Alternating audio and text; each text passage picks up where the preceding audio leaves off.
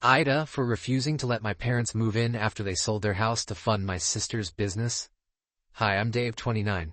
I work as a software engineer and live with my girlfriend Sarah, 27, in a cozy 2-bedroom apartment we've rented for the past 3 years. I've always considered myself pretty practical, logical to a fault, Sarah says, but right now, I feel like I'm stuck in a situation where no logical answer makes me look like anything other than a heartless jerk. Let me give you the full picture. My parents, Karen, 58, and Rick, 60, have been married for almost 35 years. They were the classic middle-class suburban couple. My mom was a school teacher for over 25 years, and my dad worked construction until a back injury forced him into early retirement. They've always prided themselves on being there for my sister, Emily, 31, and me, sometimes to their own detriment. My mom in particular has always worn her sacrifices like a badge of honor. She's the kind of person who will remind you how much she gave up for her family, but in a way that makes you feel guilty rather than grateful. Growing up, Emily was always the dreamer. While I was the quiet, bookish kid who liked building Lego robots and taking apart old computers, Emily was the social butterfly with a million hobbies and aspirations. She went through phases: painting, photography, baking, yoga, each one pursued with obsessive enthusiasm before fizzling out within a few months. My parents were endlessly supportive, often to the point of enabling. She just needs to find her passion, my mom would say, every time Emily abandoned one pursuit for another. Fast forward to adulthood. Emily went to art school but dropped out after 2 years because it wasn't inspiring her. Since then, she's floated between various jobs and side hustles. A couple of years ago, she got really into sustainable fashion and announced her plan to launch her own eco-friendly clothing line. The problem? She had no money, no experience, and no real business plan, just a Pinterest board and a lot of enthusiasm. When Emily pitched her business idea to our parents, I thought it was just another one of her short-lived passions. I assumed they'd offer some emotional support and maybe a small loan, but that's it. Instead, they went all in. To my utter shock, they decided to sell their house, the house they'd lived in for over 30 years, to give Emily the startup funds she needed. They claimed they were downsizing anyway and insisted they didn't need a big house now that my sister and I were grown. I argued with them for weeks. "This is insane," I said. "You're gambling your entire future on Emily's idea. What happens if it doesn't work out?" But my parents brushed me off, saying, "It's just money. We've always said we'd do anything for our kids, and this is no different." My mom even got a little defensive, saying, "You've always had your life together, Dave. You don't need us the way Emily does." So they sold the house, handed Emily a 6-figure sum, and moved into a modest 2-bedroom rental. Emily dove headfirst into her business, but within a year it was clear it wasn't working. She struggled to manage production costs, couldn't secure consistent buyers, and eventually ran out of money. My parents tried to help her stay afloat for a while, but it was like throwing good money after bad. By the end of last year, the business had officially failed, and Emily was back to square one. Meanwhile, my parents' landlord recently informed them that he's selling the property they're renting. They now have 2 months to vacate, and they don't have enough savings left to comfortably rent another place. Certainly not in the same area. When they called to break the news, I thought they were just venting. But then my mom hit me with, "We were hoping we could stay with you and Sarah for a little while until we figure something out." I'll be honest, my stomach sank. It's not that I don't love my parents, I do, but the idea of them moving in feels impossible. Sarah and I have a good thing going. We both work from home, and the second bedroom serves as our shared office. Adding 2 more people to the mix, especially people as intense as my parents, would upend our entire routine. Plus, my parents and Sarah don't have the best relationship.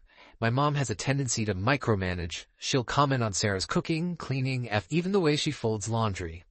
Sarah mostly brushes it off, but I know it bothers her.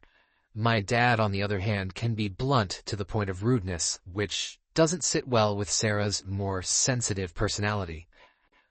I told my parents I needed time to think about it, but Sarah was immediately against the idea.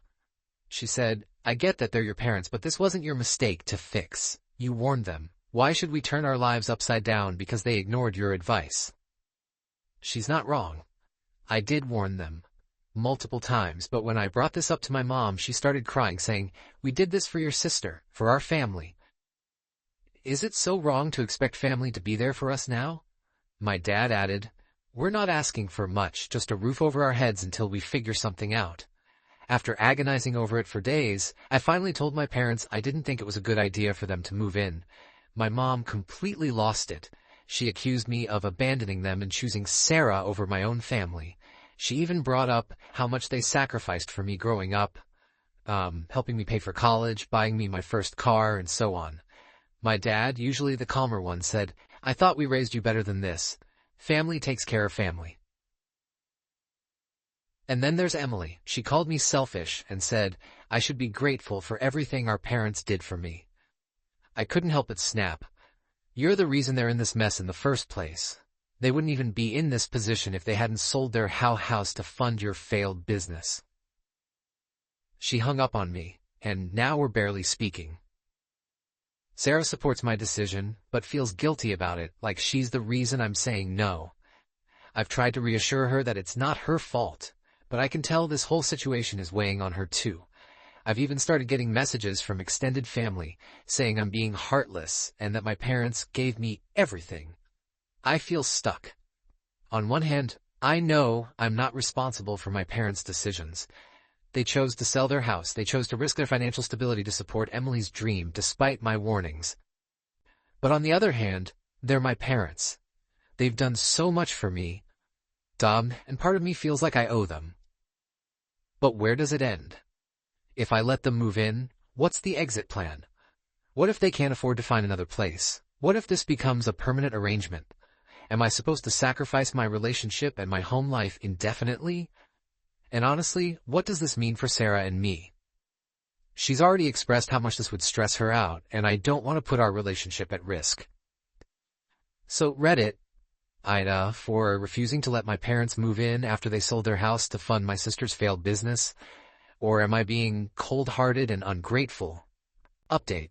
AITA, for refusing to let my parents move in after they sold their house to fund my sister's business?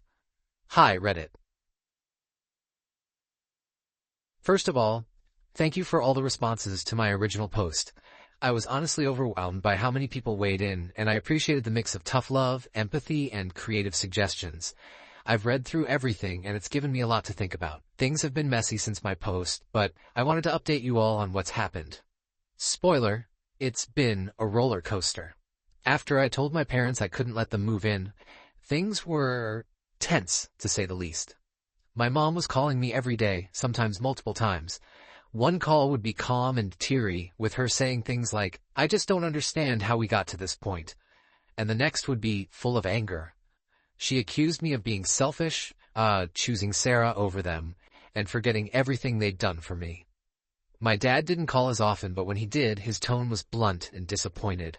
He'd say things like, "You're supposed to step up for your family when it counts." Emily? She stayed silent. No calls, no texts. That hurt more than I expected. Even if we'd been arguing, the complete radio silence made me feel like I'd fractured our relationship beyond repair. It was like she'd written me off entirely, and honestly, I didn't know how to handle that. Meanwhile, Sarah and I were feeling the weight of it all. She kept reassuring me that I wasn't wrong, but I could tell she was stressed too. At one point, she admitted she felt like she was the reason my family was upset. "If I weren't in the picture, would you have said yes?" she asked one night. That question hit me hard because the truth is, maybe I would have. Not because it would have been the right decision, but because I might not have had the courage to say no. I told her it wasn't her fault, but I could see the doubt in her eyes. After a week of stewing in the tension, I realized that ignoring the situation wasn't going to make it better. If I wanted to salvage my relationships and find a solution, I had to take the lead.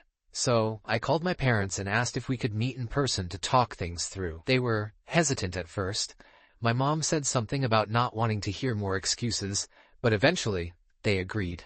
Sarah and I drove to their rental the following weekend. It was one of the most nerve-wracking car rides of my life.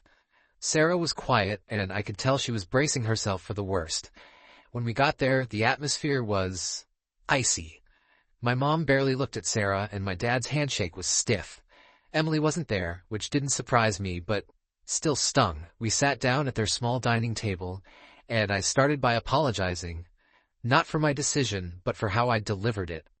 I told them I didn't mean to make them feel abandoned or unimportant, but I also had to be honest about my boundaries. I said, I love you both, and I want to help, but I can't let you move in with me. It's not fair to Sarah, it's not fair to me, and honestly, I don't think it would be good for any of us. My mom immediately started to tear up, but I pushed through. Then I presented my alternative plan.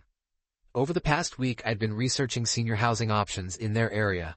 I'd found a few affordable places, including a retirement community with a lot of amenities, community events, on-site medical care, and even a shuttle service.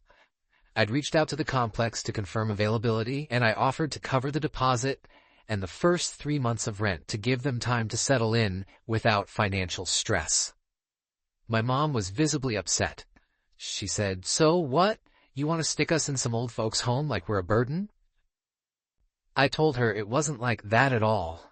This wasn't some rundown nursing home. It was a vibrant, welcoming community where they could have their own space while still being close to me and Emily. But she wasn't convinced.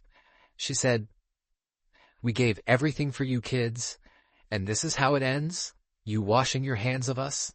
That's when Sarah stepped in. She doesn't usually get involved in family drama, but she spoke up in the calmest, most measured tone I've ever heard. She said, "Karen, this isn't about washing our hands of you. It's about finding a solution that works for everyone. Moving in with us might seem like the easiest answer, but it would strain your relationship with Dave and mine with him, and honestly, it would be hard on you too. You'd lose your independence, and we'd all end up resenting each other."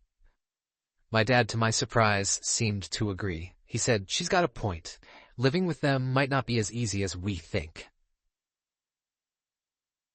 That seemed to soften my mom a bit, though she still looked heartbroken. A couple of days later, my parents called me to say they'd visit the retirement community I suggested. My dad admitted it was nicer than he expected. My mom was more reserved, but she said, "It's not terrible. I could see us there." Maybe. I think seeing the place in person helped them realize that downsizing didn't have to mean giving up their dignity or independence. We went back together to sign the lease, and they'll be moving in next month. I'm helping them pack up their rental and covering the upfront costs as promised, especially my mom, but things are starting to feel less strained. We even had dinner together last weekend without any major tension, which felt like a small victory. Emily, however, is a different story. She hasn't spoken to me since that blow-up argument. I've texted her a few times, just casual check-ins to say I'm thinking of her, but I've gotten nothing in return. I heard through my parents that she feels ashamed for how everything turned out, but doesn't know how to face me. I don't hate her. I just wish she'd own up to her role in this mess. Maybe in time we'll be able to repair our relationship, but for now, I'm giving her space.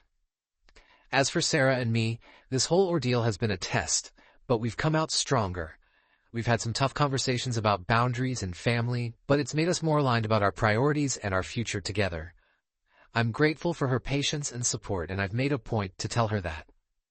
So Reddit, I don't know if I'm the bad guy here or not. I didn't let my parents move in, but I didn't abandon them either.